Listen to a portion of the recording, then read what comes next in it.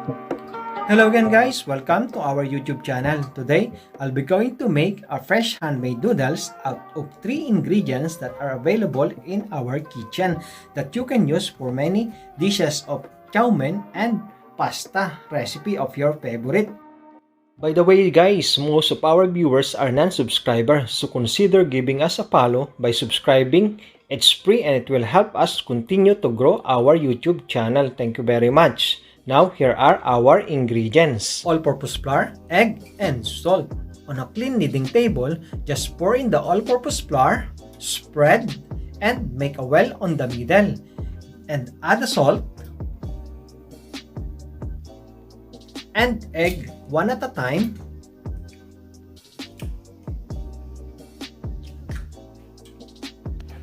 And slowly cover with the flour until the 3 mixture are fully incorporated with each other.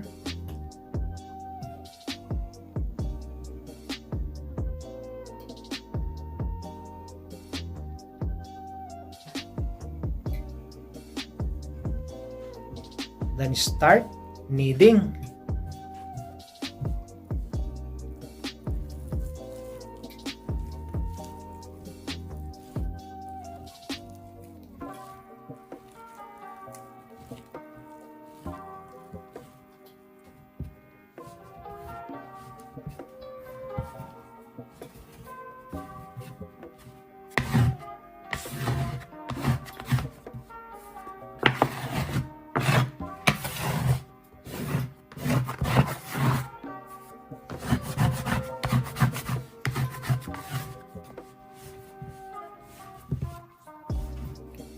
Just continue kneading the dough until an elastic consistency is achieved.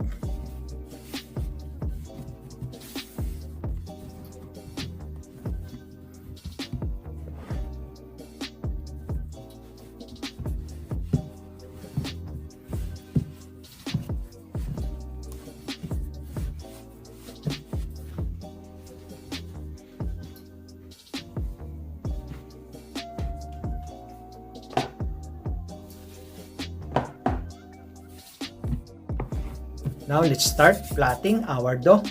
Using the hand roller, we have to flat the dough to a 1 centimeter thickness.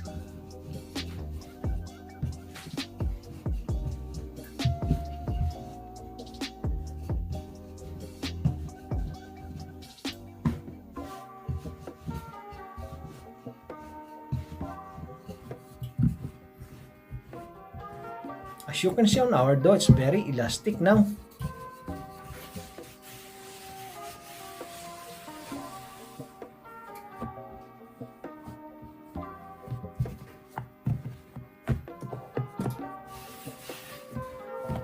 Just repeat the process of flattening the dough.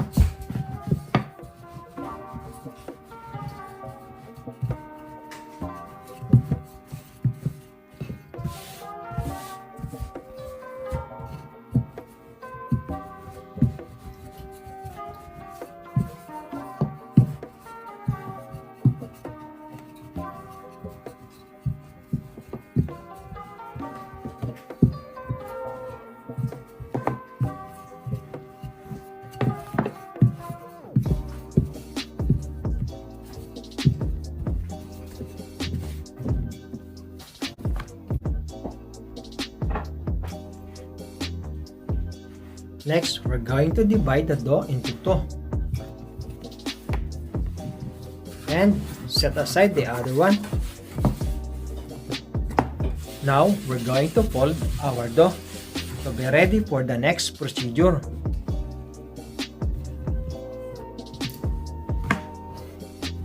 Just do the same thing on the other dough. Now, it's time to chop our dough to make it noodles or pasta shape. On a clean chopping board, use the knife and chop it to our desired width. Just repeat the process until we finish chopping all our dough.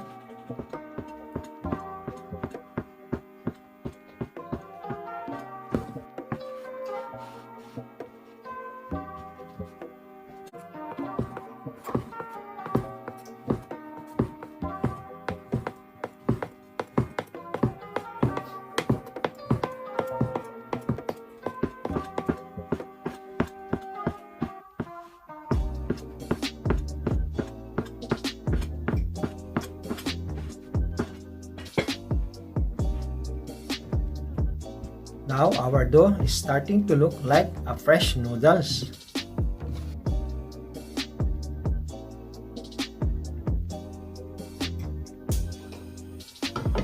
Next, we're going to cook our dough noodles in a clean pot. Just boil in some water.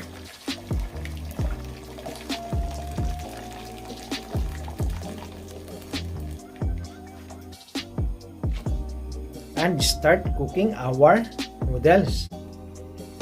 Make sure it's not sticking with each other. Then we're going to bring it to boil and cook for at least 2 minutes.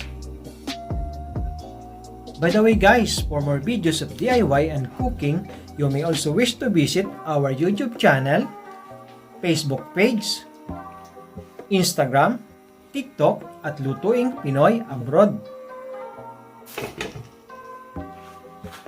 Now, we're going to cook it for 2 minutes. Now it's ready. Just drain it and wash it in running water to remove the starchy flavor on our pasta that we just made. And here is our fresh handmade noodles. Just pour in some oil to avoid the sticking. And you can use it straight away as fresh or dried for your pasta or noodle recipe that you can share with your family and loved ones for special occasions, parties, and gatherings. Please stay tuned in to our next videos to upload where we will use these fresh handmade noodles on one of the country's favorite, Loming Batangas, using these fresh noodles. Thank you very much for watching. God bless. Enjoy cooking. Happy eating. Bye-bye.